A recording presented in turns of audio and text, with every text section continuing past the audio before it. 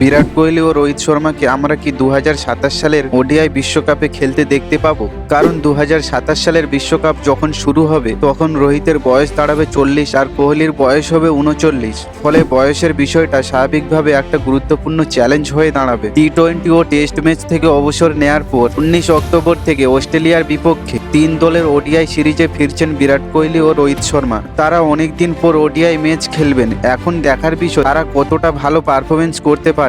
বিরাট কোহলি এখন লর্ডসে ইনডোর নেটে প্র্যাকটিস করছেন আর রোহিত শর্মা প্রাক্তন ভারতীয় কোচ অভিষেক নায়ারের সঙ্গে ট্রেনিং শুরু করেছেন। তবে তাদের ভবিষ্যৎ নিয়ে চূড়ান্ত সিদ্ধান্ত নেবেন ভারতের কোচ গৌতম গম্ভীর আর নির্বাচক প্রধান অজিত আগারকর। তারা 2027 বিশ্বকাপের জন্য স্পষ্ট ক্লিয়ার প্ল্যান করে ফেলেছেন, কিন্তু সেই দলে বিরাট কোহলি ও রোহিত শর্মার জায়গা হবে কিনা সেটা এখনো স্পষ্ট নয়।